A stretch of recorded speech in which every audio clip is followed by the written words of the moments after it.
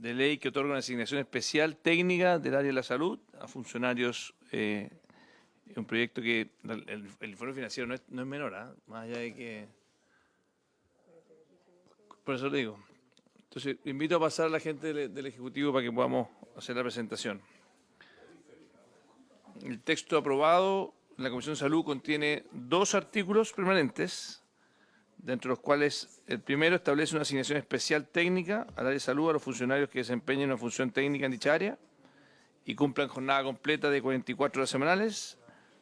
Y el segundo define que durante los 12 meses siguientes el monto mensual de la asignación técnica al área de salud será de 31.000 pesos. Así que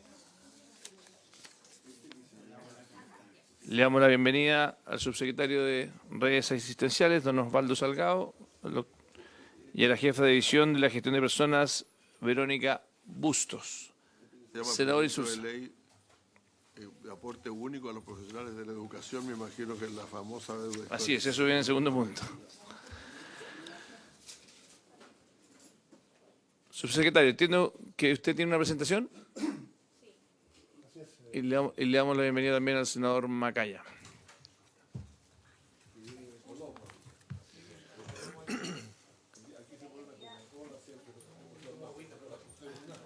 Subsecretario, lo escuchamos. No sé si aquí nos tiene impresa la presentación.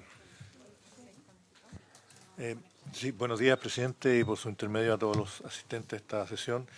En primer lugar, agradecer de parte del Ministerio y del Ejecutivo el espacio que se ha podido producir para poder presentar esta propuesta de ley, que hemos tratado de acelerar todos los trámites para poder permitir que las personas que están siendo beneficiadas con esta asignación la puedan obtener a la mayor brevedad. Bien, la asignación técnica para los técnicos a nivel superior del sector salud es un hecho histórico. Es un hecho histórico porque no hay ningún reconocimiento a la función técnica en el país. Y por lo tanto, el valor genérico, histórico, diría yo, está allí. En particular, nos interesa darle a este grupo de funcionarios una asignación para destacar la importancia que tiene en el ámbito de las políticas de la salud pública un grupo de personas que están permanentemente trabajando, que son un grupo muy mayoritario dentro de la fuerza de trabajo en salud y que colaboran permanentemente en todas las actividades de promoción, prevención, atención directa, cuidados paliativos de los usuarios del sector público, de los servicios de salud y en este caso también de los establecimientos de carácter experimental que existen hoy día en el sector. Y a través de eso, de este reconocimiento, también permitir la incorporación y retención de este recurso humano que es muy valioso y que en algunos momentos ha sido difícil de retener o incorporar.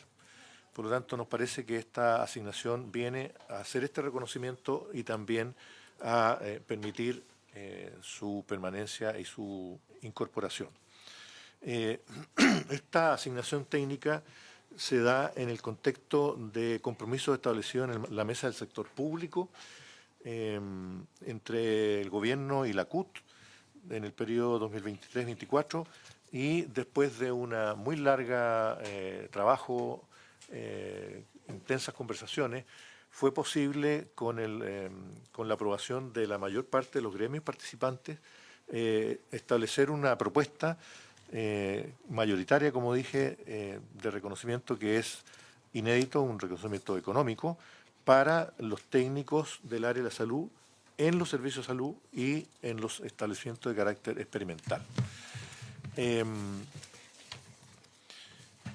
Los beneficiarios son poco más de 57.000 personas que tienen trabajo técnico en el área de salud y la particularidad es que el 85% son mujeres y dentro de este estamento lo que vemos ahí en la gráfica es que va a beneficiar a personas que están en los niveles más bajos de esta escala. Los beneficiarios son los técnicos de nivel superior, que son 51.206, el 90% del grupo beneficiario, y otros técnicos en salud, un poco menos de 6.000, que son, en definitiva, los que van a poder recibir esta asignación. Estos técnicos de nivel superior están en la planta de nivel de técnicos, pero también en plantas administrativas y auxiliares, y otros técnicos que son de nivel medio o auxiliares paramédicos. Podríamos saber cuáles son las profesiones, porque ustedes tienen profesiones técnicas. Técnicos. Son técnicos. ¿Qué sé yo? Que son tecnología médica, ¿qué profesión tienen? Son técnicos Sí, ya sé, pero de nivel superior en salud. yo no conozco la profesión de técnico en salud. Conozco las enfermeras, conozco las matronas, conozco toda la gente. Entonces, Claro, es el estamento técnico porque estamos en el sector. ¿de qué estudiaron? ¿Estudiaron técnico? Son, Esa es la pregunta, pero muchas gracias. bueno, en el sector salud existen el estamento profesional, el nivel profesional, donde están los médicos, las enfermeras, matronas, tecnólogos médicos profesionales. Y hay un nivel de trabajo llamado técnico, que es la base de la atención, que son técnicos de enfermería de, en este caso, nivel superior, nivel medio o auxiliares paramédicos. Ese estamento, ese nivel de trabajo técnico es el que estamos hoy día beneficiando con esta propuesta de ley. Son 57.000, poquito más de 57.000, los que van a ser beneficiados. Entonces, no sé si quedó claro el tema, ¿no?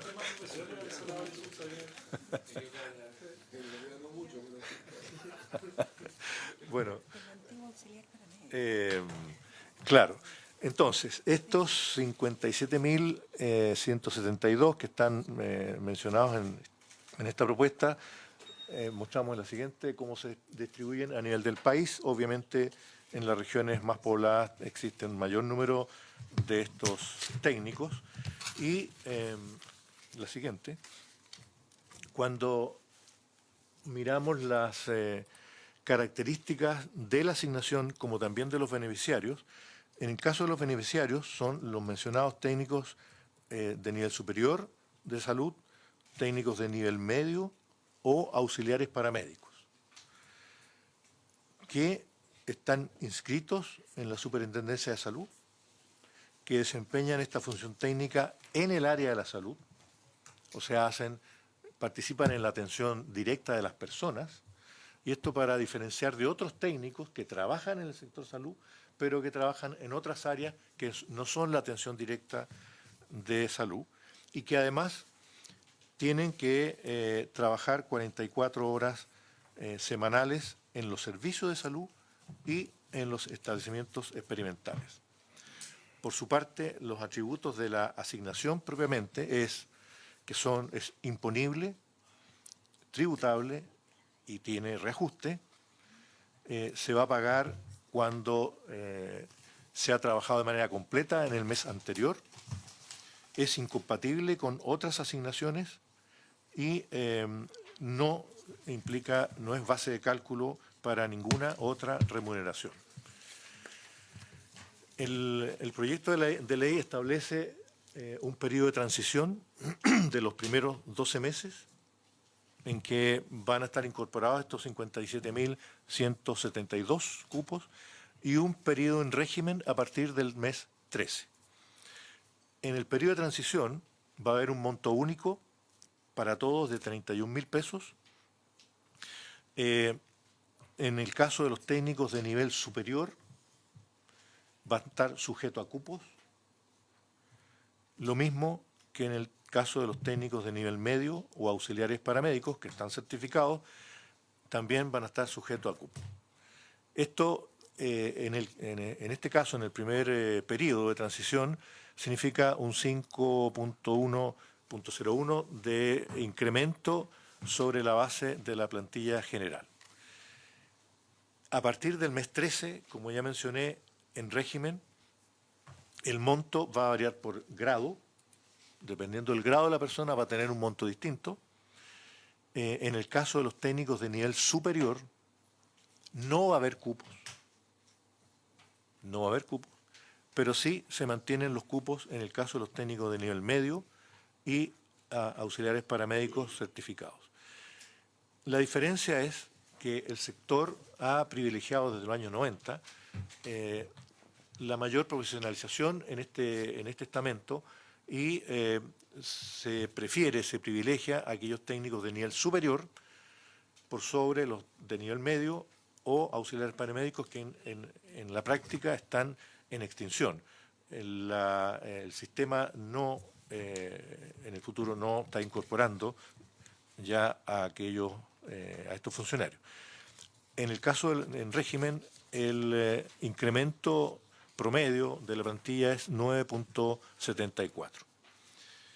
En el cuadro siguiente mostramos cómo es al lado izquierdo la situación. Los números son muy pequeños, pero están el número de personas, cómo se distribuyen los que son técnicos en el superior, están en planta técnica, los que están en planta auxiliar y administrativa, siendo técnicos de nivel superior, y otros técnicos que ya vamos a mencionar cómo se van a beneficiar. Y en este caso van a recibir 31.000 pesos parejo. En régimen, la entrega de esta asignación es variable entre 45.000 y 100.000 pesos, dependiendo del grado en que se encuentre. El proyecto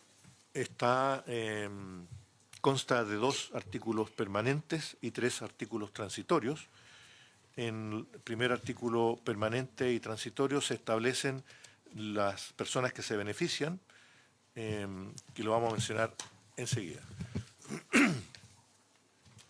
Artículo permanente, inciso primero y segundo, se establece que se concede esta asignación especial del área de la salud cuando concurran copulativamente los requisitos que implican un desempeño en el cargo de estamento técnico en algunos de los servicios de salud o establecimientos experimentales de personas que estén en posesión de un título técnico en el superior en las carreras de salud, inscritos en el Registro Nacional de Prestadores Individuales de la Superintendencia y que tengan un desempeño efectivo y permanente de esta función técnica con jornada de 44 horas para excluir aquellos desempeños que son transitorios.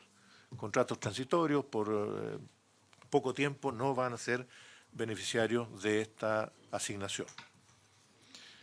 En el artículo tercero de en el inciso tercero del primer artículo, se define esta función técnica de acuerdo a lo que está propuesto en la modificación del libro quinto del Código Sanitario. El Código Sanitario es un texto muy antiguo donde se establecen las funciones de las personas que trabajan en salud. Y en el caso del Código Sanitario actual no está reconocido el técnico de nivel superior en salud. Esta ley lo reconoce y establece que, por indicación parlamentaria, que este estamento estará bajo la supervisión del personal profesional que corresponda. Y establece la necesidad de certificar que la función técnica en salud efectivamente es la que se ha ejercido por parte del director de servicio en este caso. El inciso cuarto de este artículo establece que esta Subsecretaría de Redes Asistenciales va a determinar los procedimientos, cómo se entregará esta asignación o esta certificación de la función que ya mencioné anteriormente. El artículo 2 permanente, en su inciso primero y segundo, fija los montos y las características de los beneficios, como ya mencionamos en el resumen previo, establece la gradualidad, establece los 12 primeros meses con 31.000 pesos de monto parejo y a partir del mes 13 la aplicación de la asignación dependiendo del grado de las personas. Al mismo tiempo establece que esto es una asignación reajustable. En el siguiente se muestra nuevamente los montos de los que estamos hablando en régimen. Repito, entre 45.000 y 100.000 pesos mensuales, dependiendo del grado. El artículo segundo, inciso tercero, establece los requisitos para el pago, que son estar en servicio a la fecha del pago, haberse desempeñado durante todo el mes, ya mencioné, no son contratos transitorios, y no recibir ninguna otra asignación. En el sistema existe la asignación profesional y hay algunas personas, funcionarios técnicos que tienen también título profesional y reciben esta asignación profesional, en ese caso es incompatible. Se establece también que esta asignación se percibirá durante los periodos en que el personal haga uso de permisos. Es decir, aquí había una duda respecto a señalar que tendría que desempeñarse de manera completa en el mes anterior, pero obviamente también estas personas que estén en licencia o feriados legales van a recibir esta asignación también. También se establece que cuando se pierda alguna de estas condiciones de manera transitoria o de manera permanente, obviamente se extingue el beneficio de la asignación. El artículo cuarto, inciso cuarto de este artículo permanente 2, hace referencia a lo que ya mencioné, que será imponible, que será tributable, pero que no será base para ninguna otra asignación. Los artículos transitorios que mencioné son 3. Aquí se establece a quienes van a ser beneficiados. Los requisitos que se establecen son para los técnicos de nivel superior de las carreras del área de salud y que pertenezcan también a estamentos administrativos y auxiliares que a la fecha de la publicación cumplan con los requisitos que ya mencioné y también a aquellos funcionarios que son técnicos de nivel medio o auxiliares paramédicos que están certificados a la fecha del 1 de agosto, del 2024, y que registren 10 o más años en instituciones de salud y que cumplan con los requisitos cupulativos que mencionamos anteriormente. Es decir, en los artículos transitorios se establece otros funcionarios, además de los técnicos de nivel superior que están en el estamento técnico, los otros que no cumplan esa condición van a ser beneficiados y eso es lo que establecen estos artículos transitorios. En el inciso quinto y sexto de este primer artículo transitorio se replican lo mismo que ya mencioné, pero para los establecimientos de salud de carácter experimental. Se hace una mención también acá a aquellos funcionarios que, pudiendo haber trabajado en el Padre Hurtado, que como ustedes recordarán, el Padre Hurtado pasó de un nivel experimental a un nivel similar a los otros establecimientos hospitalarios, esa transición va a ser también reconocida como parte del tiempo que se requiere para esta asignación. Y se establece también cómo se pagará esta asignación. El artículo transitorio segundo establece el número que fue producto del recuento que se hizo a marzo del 2024 y que son 57.172 personas, pero que a partir del régimen, o sea, el mes 13, esta limitante de cupo no funcionará, no correrá para aquellos técnicos del nivel superior que están en el estamento técnico. Sí para aquellos que no tienen esta condición, y ahí sí va a haber un cupo de 5.966 personas. En el inciso tercero de este artículo transitorio 2 se establece el mecanismo de la distribución de los cupos a nivel nacional en los distintos servicios de salud. En este mismo artículo transitorio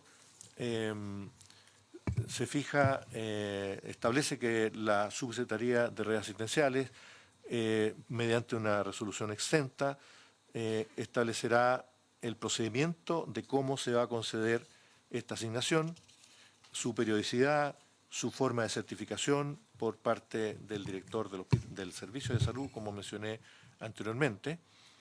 En los incisos quinto y sexto se establece quienes cumplan los requisitos para optar a los cupos, cuando sea pertinente optar a los cupos.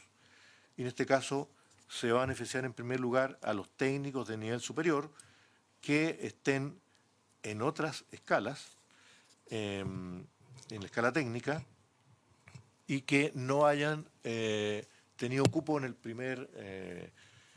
la primera consideración que ya hablamos en los artículos permanentes.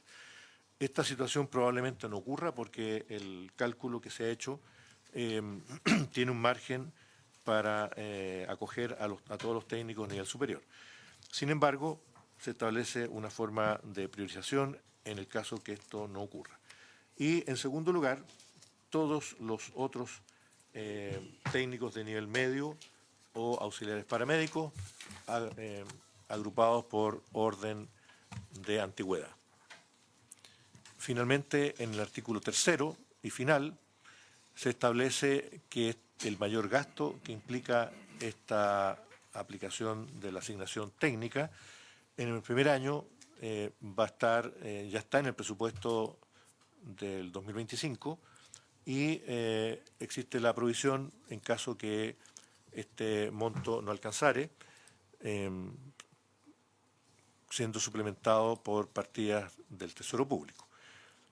En los años siguientes, donde esté la ley ya promulgada, el financiamiento estará en el presupuesto del sector salud. Ese, señor presidente, la presentación de esta propuesta de asignación técnica especial para funcionarios de la salud que ya mencioné. Muchas gracias. Muchas gracias, subsecretario. Le ofrezco la palabra a los colegas. Me ha pedido la palabra el señor Lagos Weber. Sí, muchas gracias por la presentación, subsecretario, aprovecho saludarlo, Verónica también. La pregunta es bien sencilla, que el proyecto está bastante claro. Establece, para la aplicación del proyecto, establece primero una gradualidad de 12 meses, sí, que es como con un monto fijo uniforme, parece entender, y después ya vienen las clasificaciones de distinta naturaleza. La pregunta, ese régimen de 12 meses, ¿a contar de cuándo comienza a regir? ¿De la publicación de la ley o hay un plazo de implementación? No, de la publicación de la ley. Ok. Eso es mi tema, ¿no? Sí. Muchas gracias. Muy sencillo. Senador Macaya. Muchas gracias, presidente. O sea, me tocó,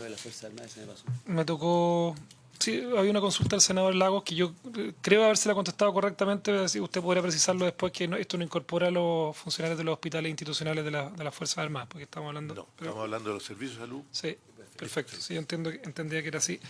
A ver, me tocó presidir la Comisión de Salud durante la tramitación de este proyecto. De hecho, a requerimiento del propio presidente del Senado, que también integra esta comisión, el senador García, hemos dado la máxima celeridad considerando la importancia de pagar lo antes posible el beneficio. Estamos de acuerdo con que este beneficio se pueda pagar. Nos parece un acto de justicia respecto, además, a una negociación que lleva mucho tiempo y creo que en esto también es importante destacar la importancia de los acuerdos y de las negociaciones cuando terminan de esta manera, que hace justicia, sobre todo un estamento de técnicos que se le equipara a las condiciones de los profesionales de la salud.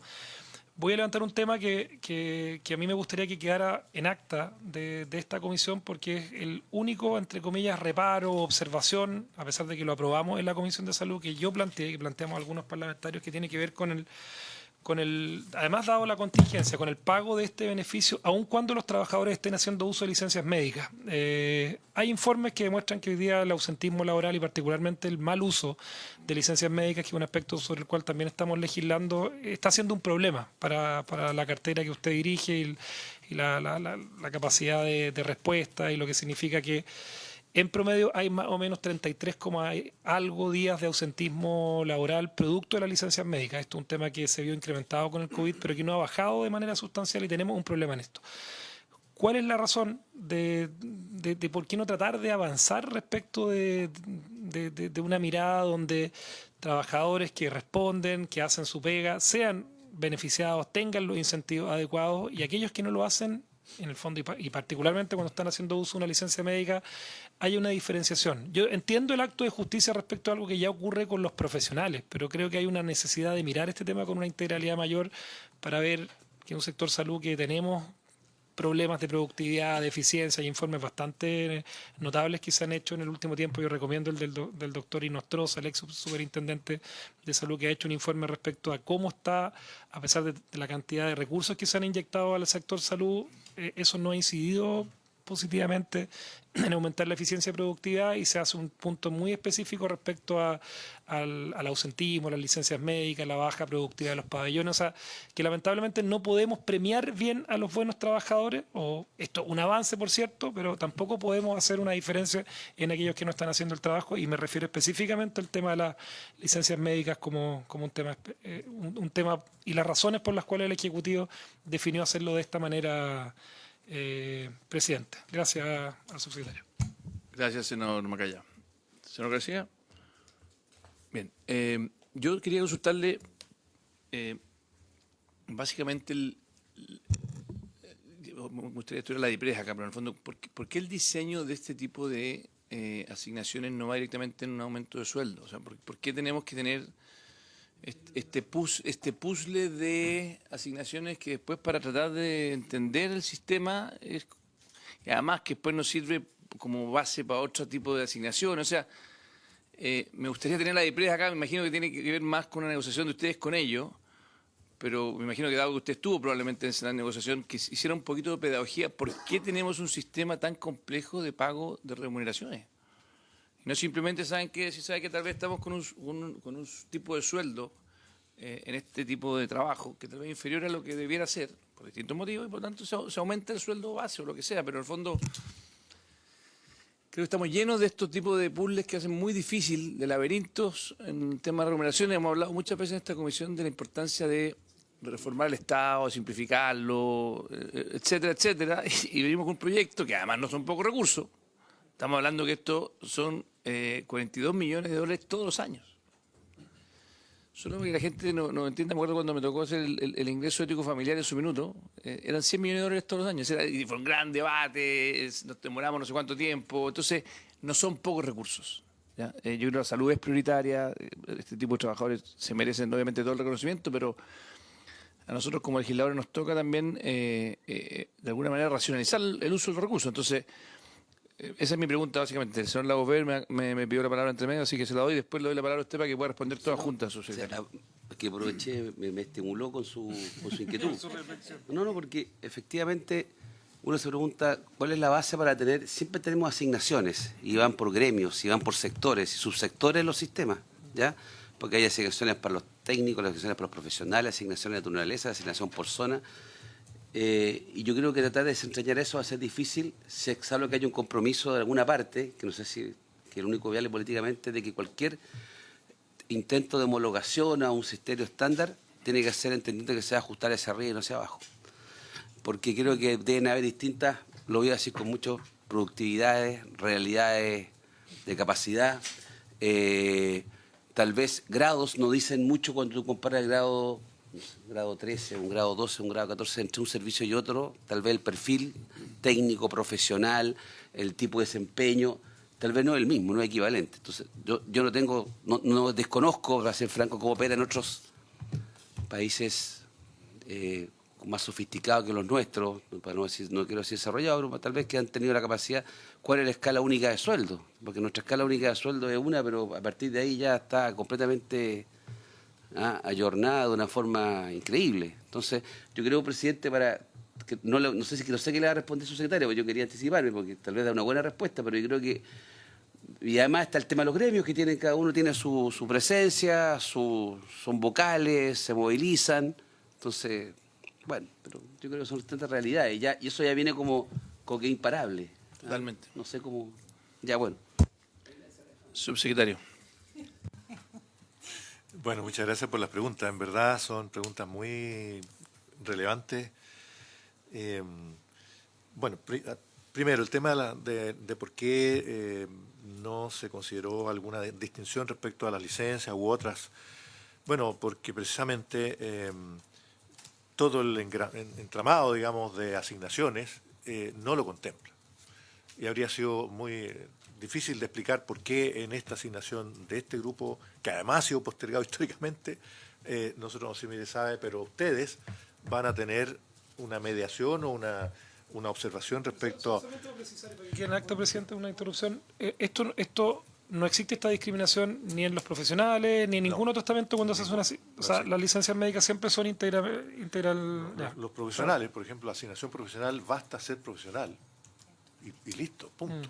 Y cumplir, por cierto, la jornada de trabajo. Lo que pasa es que, bueno, claro, estar contratado, por supuesto, claro, estar pero contratado con una jornada independiente de si usted efectivamente hace el trabajo de su profesión. O sea, hay personas que han obtenido un título profesional de cualquier profesión y obtienen la asignación profesional independiente de si ejercen esa profesión o no. Pensando en actividades tan distintas como la que en el sector salud, que obtiene el título de periodista, se le asigna. Exacto. Perfecto. Exactamente. Entonces, aparecía como muy discriminatorio poner un foco ahí, lo cual no significa que evidentemente el tema del ausentismo por licencia no lo reconozcamos como un problema y que obviamente requiere intensificar medidas de gestión, las cuales estamos ya haciendo. Hemos disminuido todavía un poco con medidas que son aplicación de las leyes simplemente, pero que a veces no se hace. Por lo tanto, el tema del ausentismo por licencia médica es un tema que nos preocupa, pero creo que va por un carril distinto de lo que es esta asignación. Solo una mención respecto al estudio de productividad. A nosotros parece que ese estudio es interesante, sin embargo, no toma en cuenta suficientemente la distinta gravedad o complejidad del sistema en el tiempo que se comparó. Pero no vamos a entrar más en ese tema. Sí, no, estamos haciendo un análisis más profundo porque nos parece importante. Sí.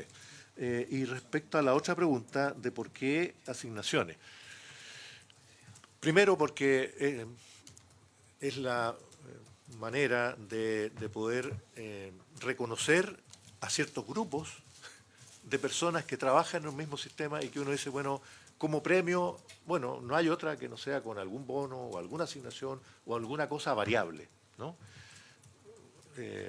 La renta fija está establecida de manera clara por el estatuto y por una serie de otras leyes, y sobre eso lo que ha venido ocurriendo por decenas de años es asignaciones y bonos de distinto tipo. Si uno optara por subir de manera global todos los sueldos, obviamente igual habría que buscar mecanismos de remuneración variable para reconocer ciertas características de las personas que trabajan, ¿no? Dicho eso, yo sí creo que probablemente en el futuro va a haber que revisar las características de la relación laboral, al menos en el sector salud, que yo creo que finalmente es un estatuto que tiene un montón de años, que cada ley que aparece es un parche y un cototito que aparece pero si uno mirara globalmente probablemente lo ordenaría y lo organizaría de otra manera, ¿no? Eso creo que es lo que se ha planteado. Gracias. Muy bien.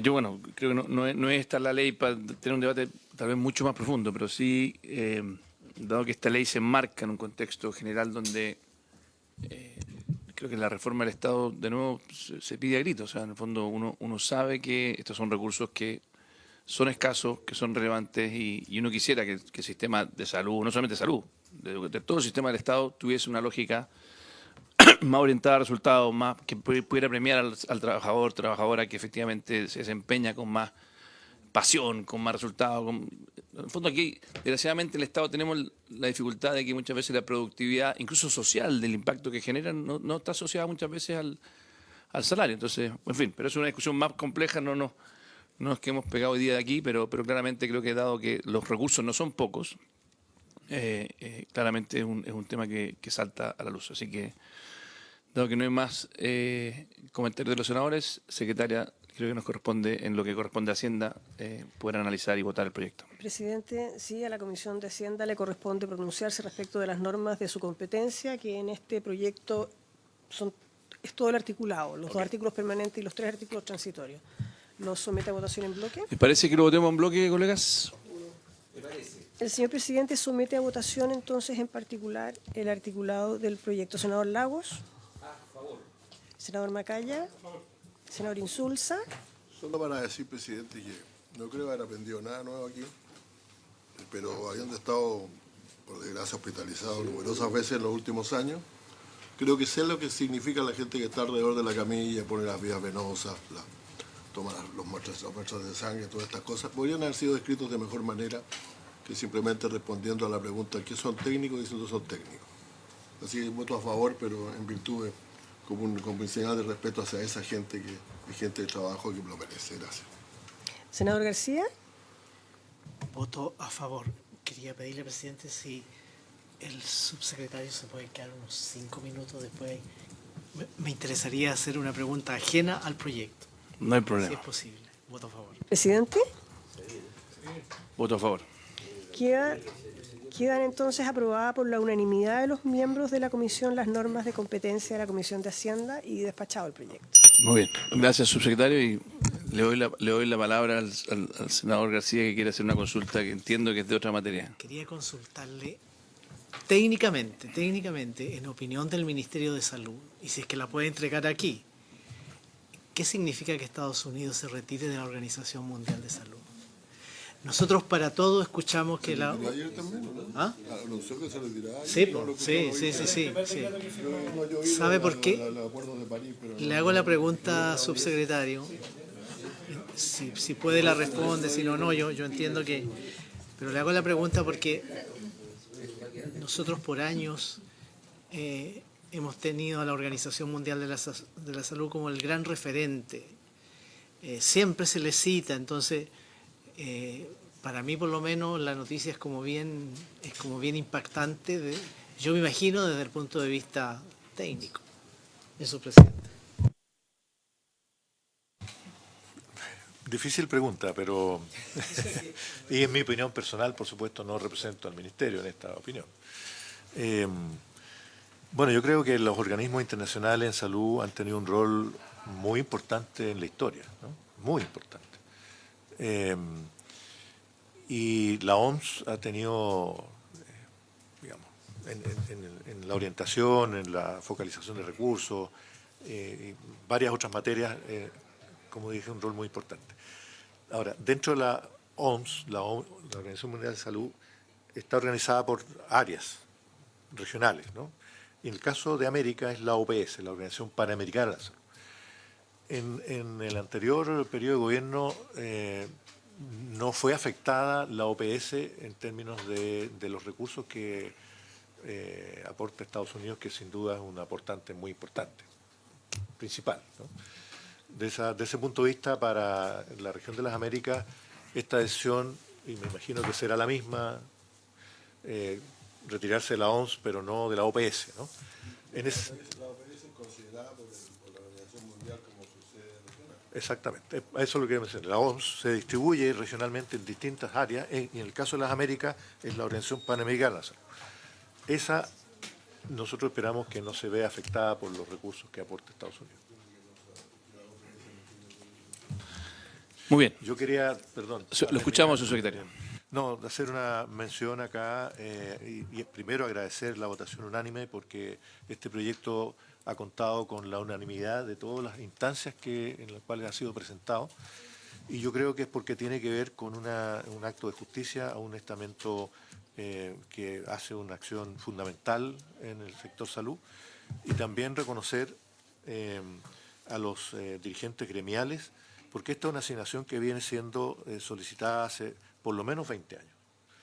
Y muchos dirigentes gremiales, algunos de los que no están hoy día, han sido promotores de esta ley y por lo tanto yo creo que merecen un reconocimiento de nuestra parte. Muchas gracias.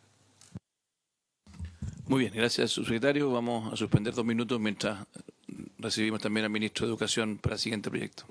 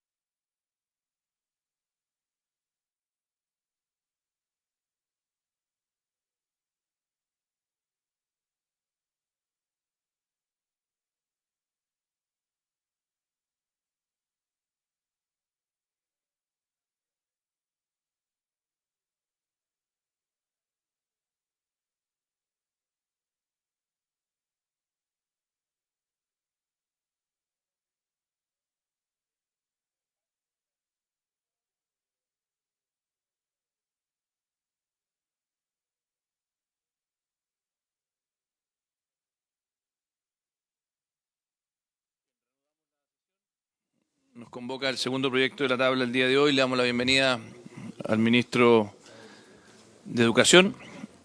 Este es un proyecto de ley que otorga un aporte único a los profesores.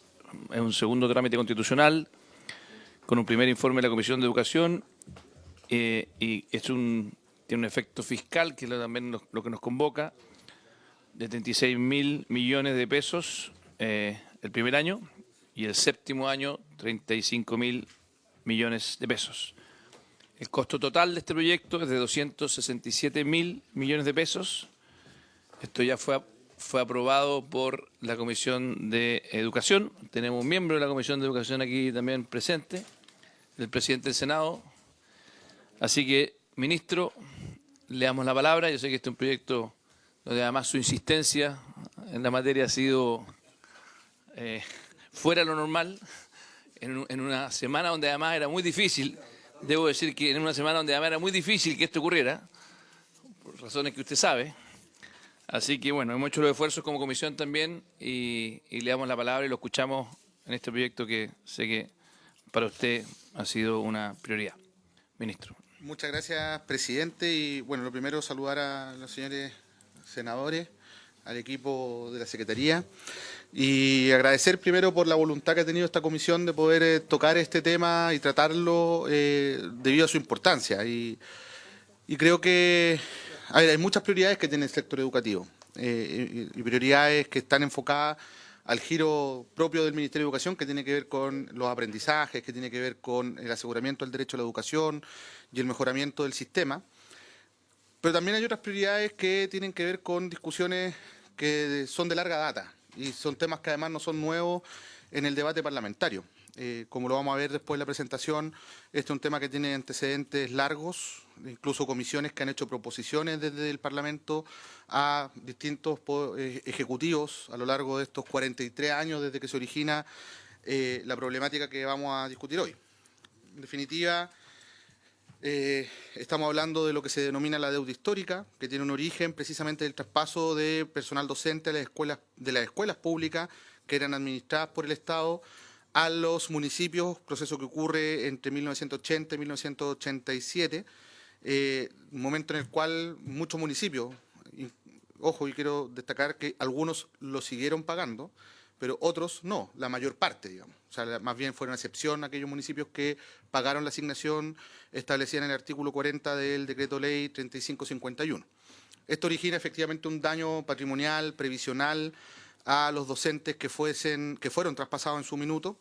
Y efectivamente esto incluye también a aquellos que fueron traspasados a el decreto 3166, aquellos que son de administración delegada.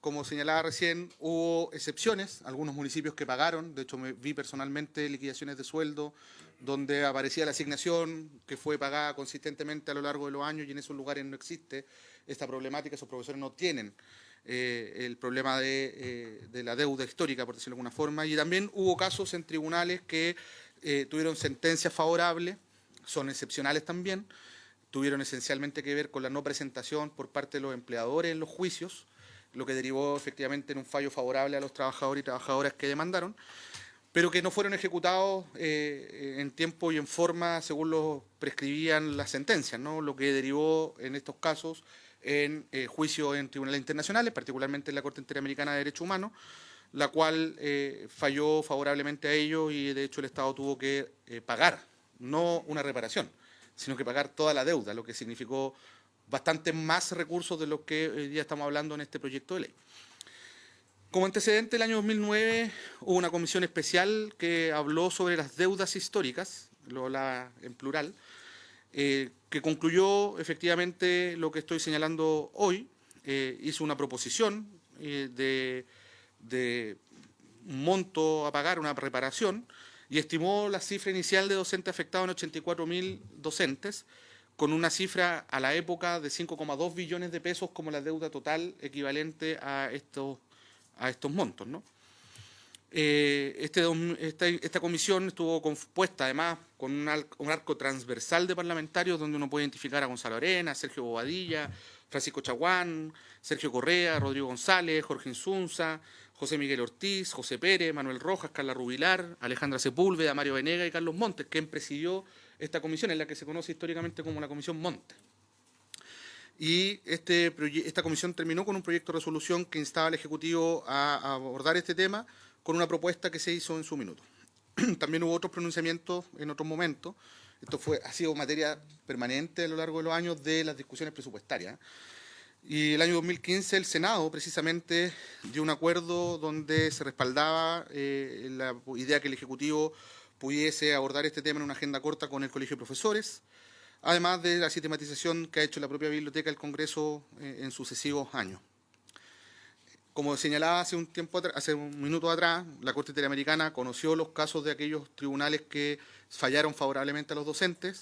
Esto se inició hacia mediados de la década del 2010 y concluyó el año 2021 con una sentencia que era el caso de profesores de Chañaral y otras municipalidades de Chile, a favor de 846 profesores y profesoras, en cual la Corte consideró la no ejecución de 13 fallos emitidos por tribunales nacionales que ordenaban a 6 municipios del país pagar la deuda histórica de las docentes demandantes y consideró que el Estado vulneró los derechos de las garantías judiciales, la propiedad y la protección judicial de los afectados.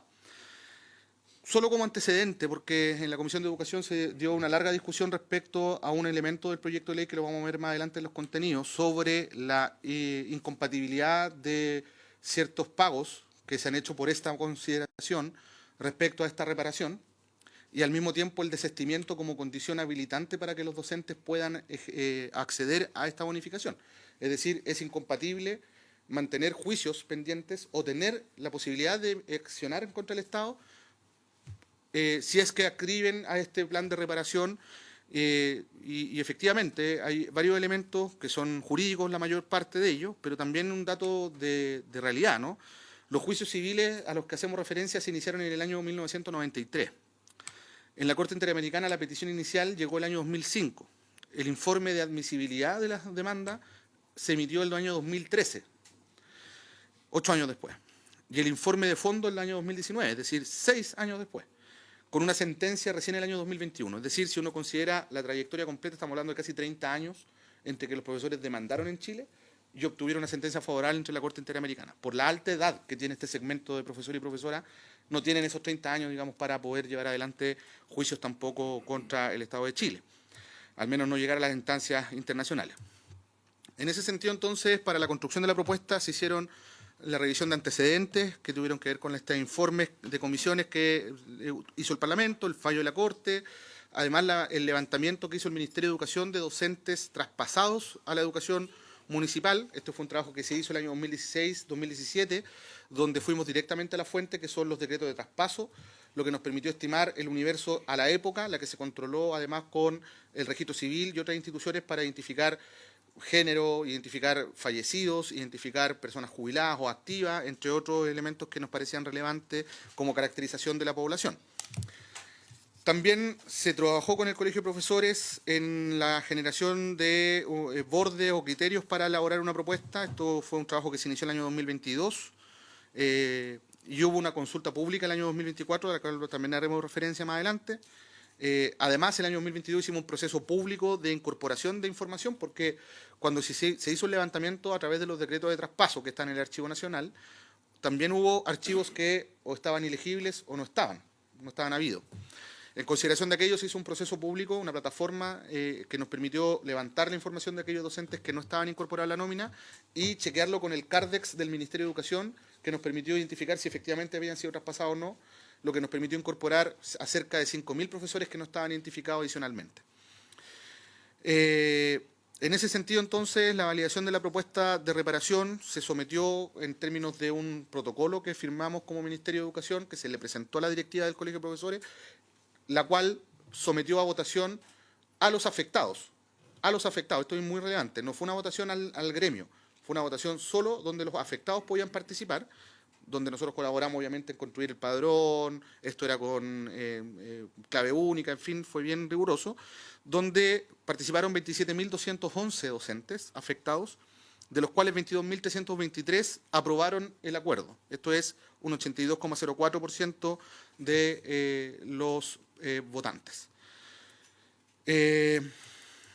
Luego, respecto al contenido, en el artículo 1 y 2 se plantea primero que para acceder a la reparación debe encontrarse dentro del grupo afectados por la deuda histórica, es decir, por el no pago del artículo 40 del decreto de ley 3551, no haber obtenido pago íntegro de la asignación establecida en el artículo 40 de la ley 3551, esto en consideración de que hubo municipios que siguieron pagando y nunca dejaron de pagarlo, por lo tanto en esos casos no aplica, no haber obtenido el pago íntegro de lo fallado por la sentencia judicial favorable a firme y ejecutoriada, es decir, tribunales que hayan sancionado favorablemente y se hayan hecho los pagos correspondientes, no haber obtenido pago íntegro de lo fallado por no mantener juicio o reclamación administrativa pendiente con el objeto de perseguir el pago de esta asignación, es decir, quienes están en juicio para poder acceder tienen que desistirse de seguir con esos juicios, renunciar expresamente a cualquier acción o reclamo que eventualmente tenga o esté ejerciendo en relación a esta asignación, es decir, aquellos que vayan a iniciar juicio no podrían hacerlo porque sería una condición para acceder a la reparación. ¿Quiénes podrán acceder? En primer lugar, los docentes que ya fueron identificados, se emitirá una resolución para formalizar la nómina que ya se construyó. Como indicaba recién, fuimos directamente a la fuente, por lo tanto son datos que están validados, que están chequeados. Al mismo tiempo, la información que se complementó fue chequeada con el CARDEX del Ministerio. Aquí quiero detenerme un segundo, presidente. El CARDEX del Ministerio fue digitalizado el año 1998. Como comprenderán ustedes, la tecnología de la época no era la que tenemos hoy, por lo tanto los motores de búsqueda solo permiten identificar a una persona con el root o el nombre. No hay otra forma de buscarlo, ¿no? Y ahí está en la base de datos de todos los funcionarios del Ministerio de Educación desde el siglo XIX hasta 1998, hasta finales del siglo XX.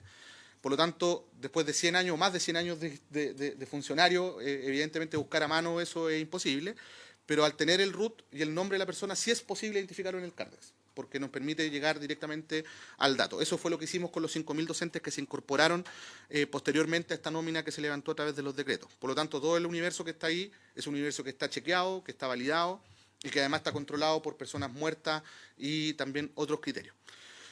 Luego, también va a haber una resolución del Ministerio de Educación que va a determinar la forma, los plazos del proceso de postulación. Docentes deberán cumplir con los requisitos que ya se establecieron en el artículo 1 y se generará una nómina complementaria que se aprobará mediante una o más resoluciones. Es decir, se permite también que docentes que no estén identificados en ninguno de los procesos que hicimos antes puedan presentar sus antecedentes para ser validados e incorporados eventualmente a la nómina.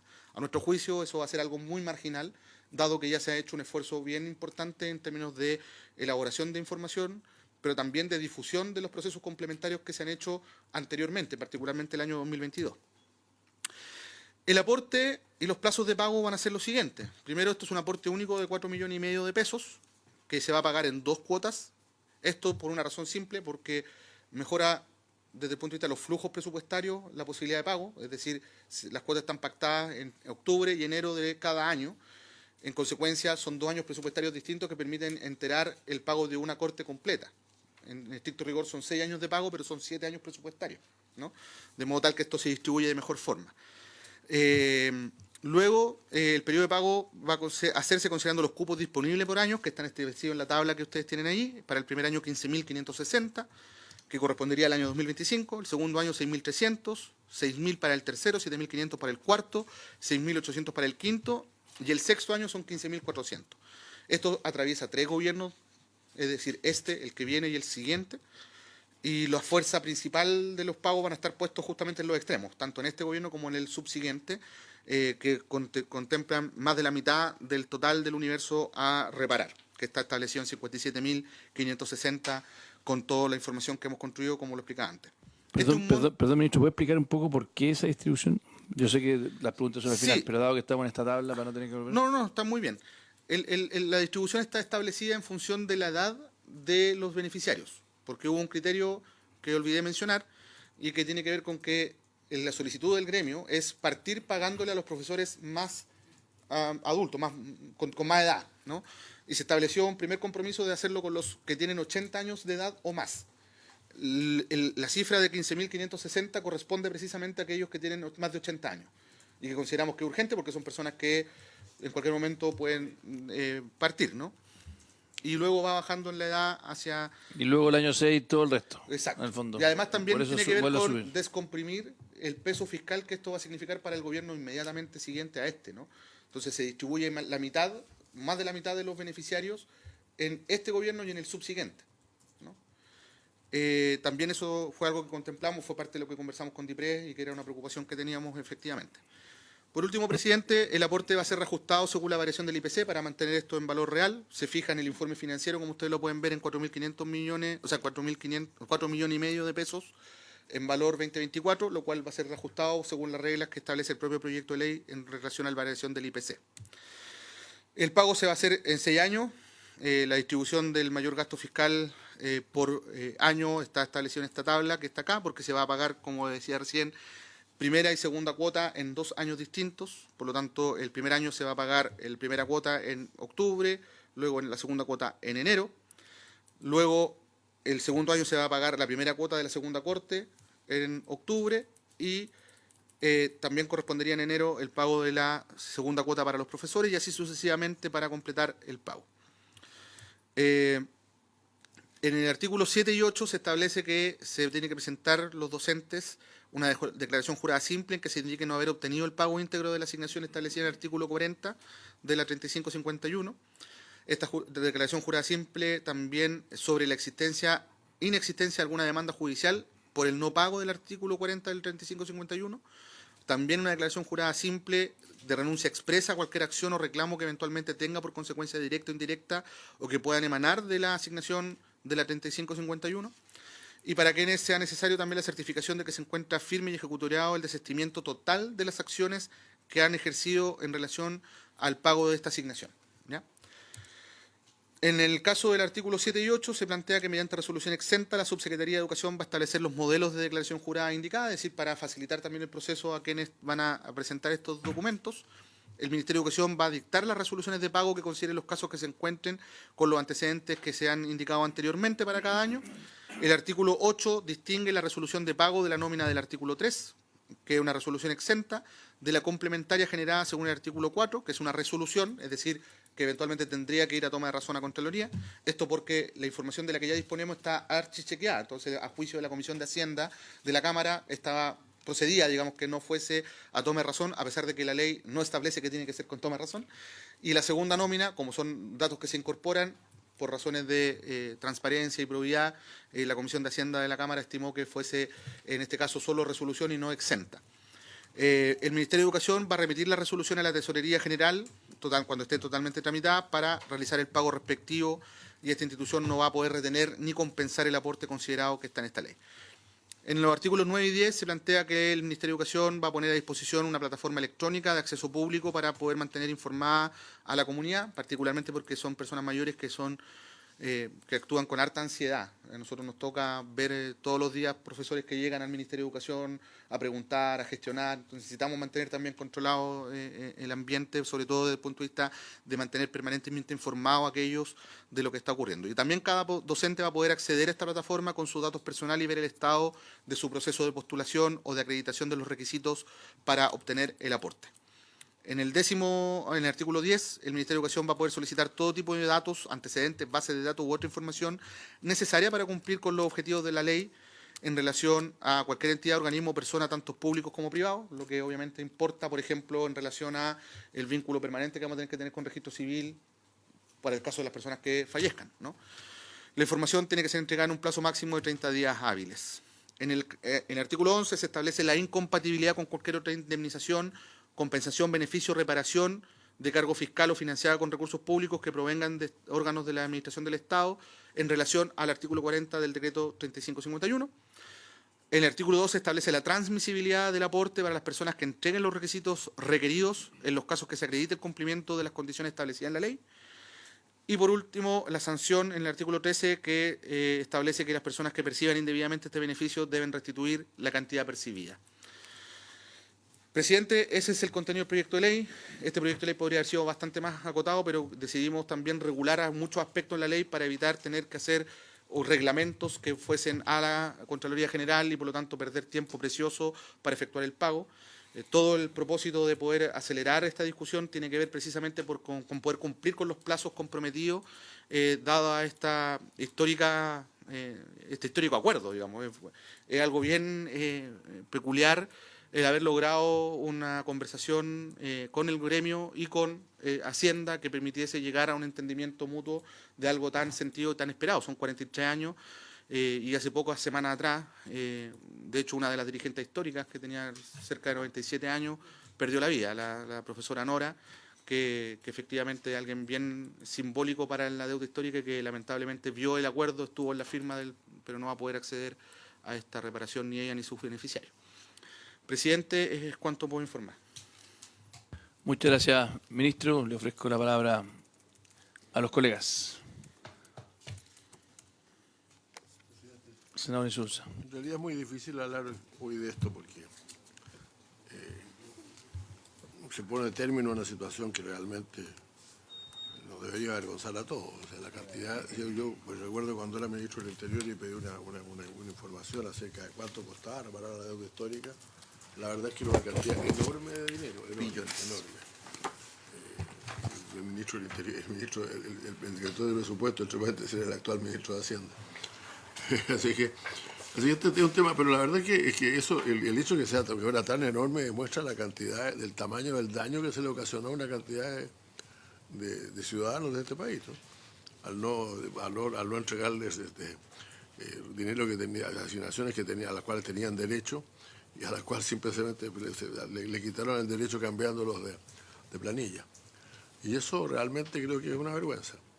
Ahora yo quiero felicitar al ministro Cataldo por finalmente se pone término a esto de la mejor manera posible. Uno quisiera que fuera más recursos, pero aún hoy día es una cantidad importante de recursos del Estado lo que se va a gastar. Y bueno, y las cosas tienen que terminar de alguna vez, presidente. Yo la verdad es que manifiesto mi comprensión por los que no quieran suscribir o los que no quieran recibir el beneficio. Pero creo que lo mejor que es difícil pensar que los profesores que quedan todavía en condiciones de recibirlo vayan a tener la posibilidad de obtenerlo de otra manera. Así que yo lo voto a favor, felicitando al ministro y lamentando, sin embargo, que manifestándome conforme por el hecho que se ponga fin a este drama y lamentando que ello haya ocurrido todavía, el drama se haya mantenido también durante tantos años de vida democrática, ¿no? A favor voy a votar, presidente. Gracias, senador Insulza. Ofrezco la palabra a los colegas. Senador Lagos Weber. Sí, gracias, presidente. Aprovecho de saludar al ministro, a las autoridades. Me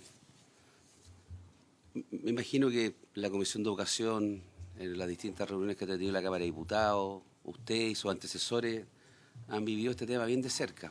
Algunos se sensibilizan más que otros no han tenido tal vez las posibilidades de abordarlo, porque habían otras prioridades a rato, ¿ya?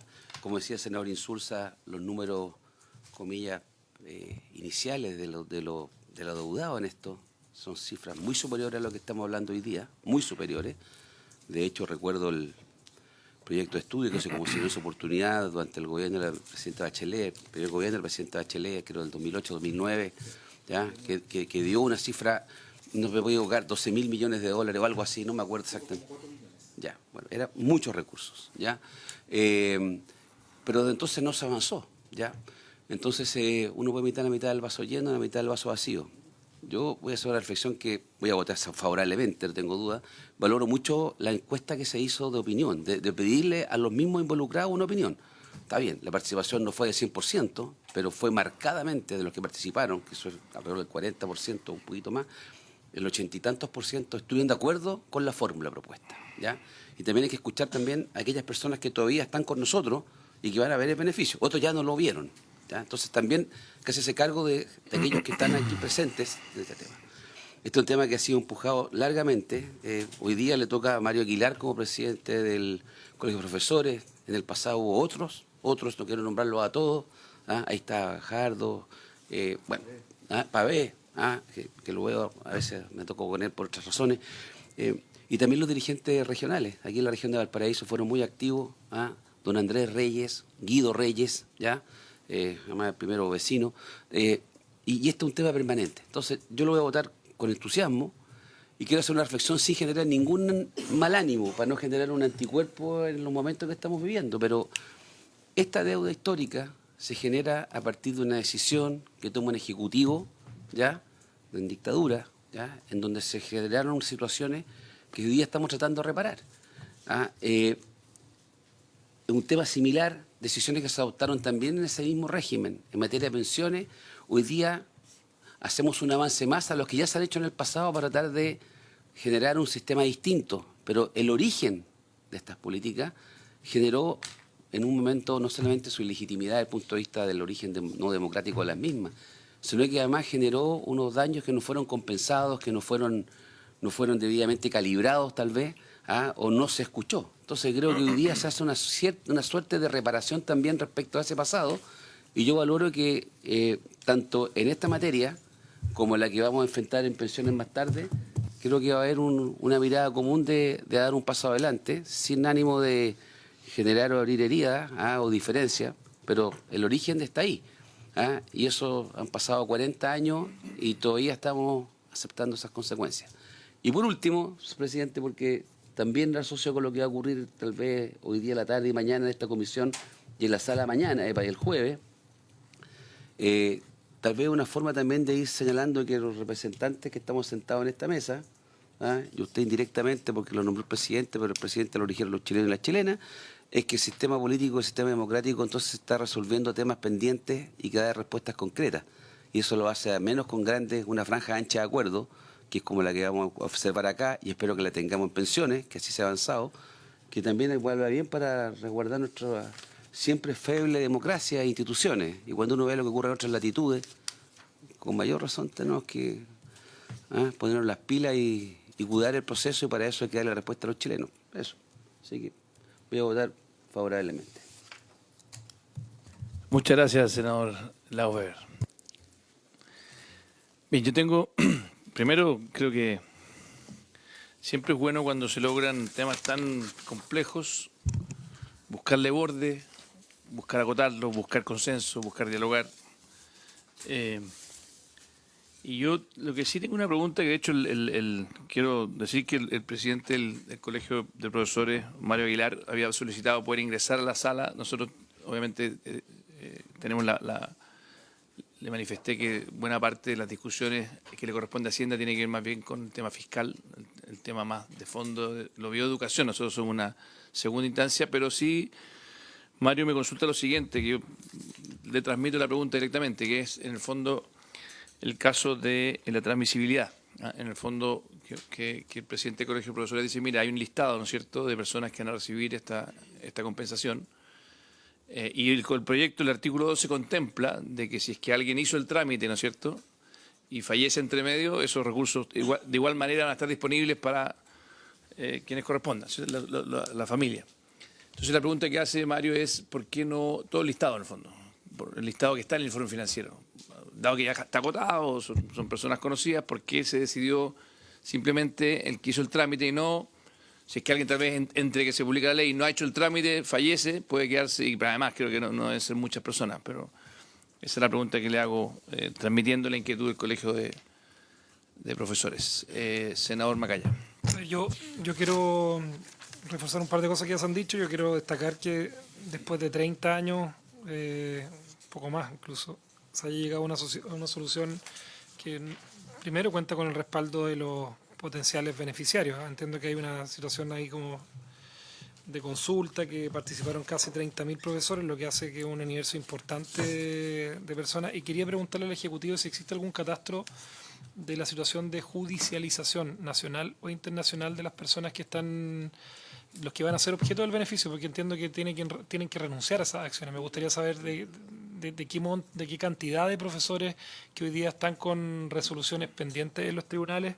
Hay otros que ya han tenido resoluciones favorables y hay muchos que han tenido resoluciones negativas, muchísimos, particularmente por la causal de prescripción y el tiempo que ha transcurrido respecto a estos temas. Me gustaría preguntar al Ejecutivo si tiene algún catastro de esa situación, porque me imagino que muchos de los profesores que reciban esto van a tener que renunciar a algunas acciones judiciales, cuál es el procedimiento y la rapidez con que se pueda concretar eso. Muy bien. Y antes la palabra, ministro, y una pequeña reflexión de lo que planteaba recién el senador Lagos Weber, que tiene que ver con que estamos reparando hechos que ocurrieron muchos años atrás en un contexto de dictadura. Yo quisiera decir que creo que, más allá de que cada una de las periodos presidenciales siempre tiene el mandato de ir mejorando las políticas públicas, creo que en materia de pensiones, el ahorro individual y la reforma que se hizo en su minuto para salir de un sistema de reparto y tener cuentas individuales fue un tremendo avance. ¿Que requiere perfecciones? Por supuesto. Y con esto tampoco quiero abrir ninguna polémica, simplemente dado que el senador Lagos Weber introdujo una reflexión de muy buen tono, con buen ánimo, yo también quiero introducir la misma reflexión con muy buen tono y muy buen ánimo, de que creo que la reforma de pensiones que movió el tema de las pensiones a ahorro individual ha sido un gran aporte. Muchos países de todo el planeta sufren porque siguen teniendo sistema de reparto y en un contexto donde la población va envejeciendo se hace muy difícil, dado el cambio en la pirámide demográfica, de sostener. Y eso no quita que se tiene que perfeccionarse, como lo hemos hecho, meterle más competencia. En su minuto, recuerdo que un cambio importante fue el que hizo la presidenta Bachelet, después con Andrés Velasco, que estaba ministro de Hacienda en ese minuto.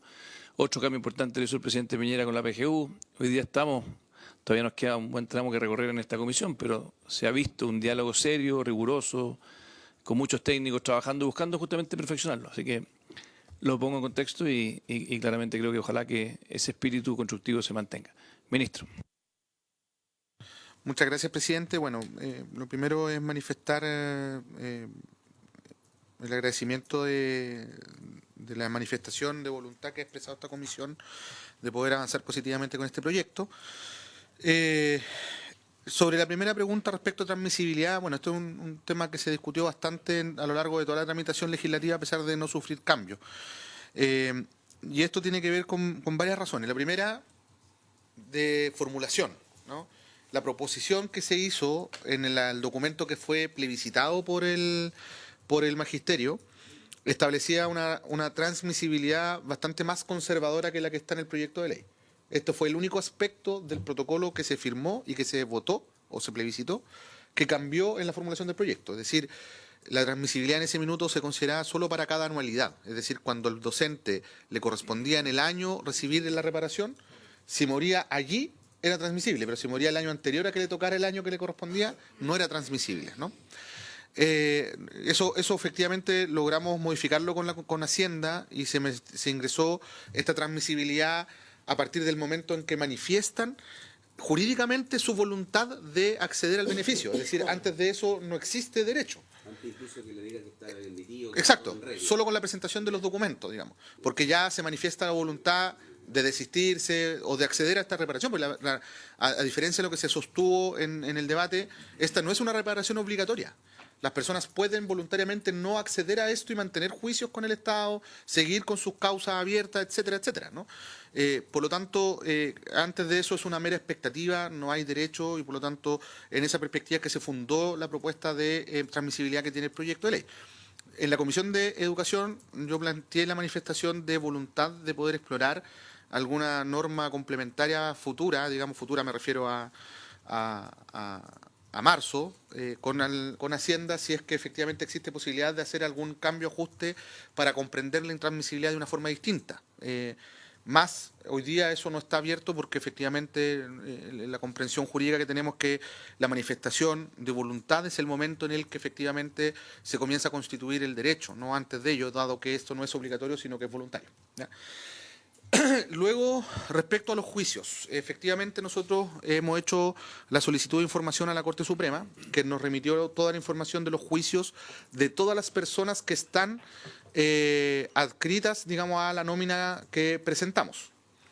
Esta información no contempla una pormenorización de aquellos que han sido juicios vinculados a deuda histórica. Por lo tanto, nuestro equipo se encuentra en este momento en revisión, porque son 57.000 personas, de cada uno de esos antecedentes para identificar cuáles causas tienen que ver con deuda histórica, lo cual obviamente al momento de recibir la información, una vez que esta ley esté completada, va a ser evidentemente chequeada. Una vez que tengamos información nos podemos comprometer a enmendársela también a esta comisión, tanto de aquellos juicios que se abrieron y terminaron, favorable o desfavorablemente, como aquellos que están aún pendientes a propósito de la ejecución de este proyecto de ley, o de la ley, una vez que se tramite. Muy bien, muchas gracias, ministro. Entiendo que no tenemos más solicitudes de palabra. Le vamos a pedir a la señora secretaria que tome la votación. Siempre guardando el derecho del presidente también. Sí, por supuesto, a incorporarse cuando regrese. Presidente, la Comisión de Hacienda tiene que pronunciarse solo respecto de algunas normas de este proyecto, que son los artículos 1, 5, 8, inciso segundo, 11, 13 y el artículo transitorio. El ministro fue, en todo caso, describiendo estas normas. Entonces, una sola votación, ¿verdad? ¿Se toma la votación en bloque? Bien. ¿Puestas en votación esas disposiciones, senador Lagos? Sí, voy a votar favorablemente. Una sola prevención, no está por su intermedio el senador Cast. Mi tema no era pronunciarme si era bueno o malo el sistema que se introdujo de pensiones en los años 80. Era simplemente que a la gente no se le dio mucha posibilidad de opinar al respecto. Pero bueno, eso está atrás. ¿Perdón? ¿La argumentación del voto? No te entiendo con la mano en la boca. ¿La argumentación del voto? Sí, la argumentación del voto que votar favorablemente, ¿ya? Y que dije que en buena hora se está haciendo algunas reparaciones por cosas que no se hicieron de la mejor manera posible, que creo que fue lo más diplomático que puedo hacer a esta altura para no generar un mal ánimo, ¿ya? Y que ni me pronunciaba sobre el fondo, que tengo mi opinión clarísima respecto al sistema, ¿ya? Solamente que parece que no le preguntaron a nadie mucho, eso es todo. ¿No? O sea, el poder legislativo hoy era bastante reducido, eran 4 personas, pero en fin, lo dejo hasta ahí, gracias. Voto favorablemente. Senador Macaya. Yo voto a favor. Senador Insulza. A favor. Senador García. A favor. Presidente. No, voto a favor y ratifico la importancia de poder acotar un tema tan complejo que encima hemos visto cómo en muchos periodos ha sido muy debatido sin borde y creo que es buen proyecto y que bueno que finalmente se logra una solución, si es consensuada mejor todavía, así que voto a favor. Quedan entonces aprobadas las disposiciones de competencia de la Comisión por la unanimidad de sus miembros. Muy bien, aprobado entonces el proyecto, ya es disponible para poder seguir avanzando en su trámite. Y habiéndose cumplido el objeto de la sesión, esta se levanta. Nos vemos a las 4 de la tarde, estimados, para poder seguir con... Sí, vamos a escuchar al Ejecutivo. Obviamente no tenemos el informe para que sepan todo. El informe está todavía trabajándose, pero vamos a escuchar al Ejecutivo en pensiones.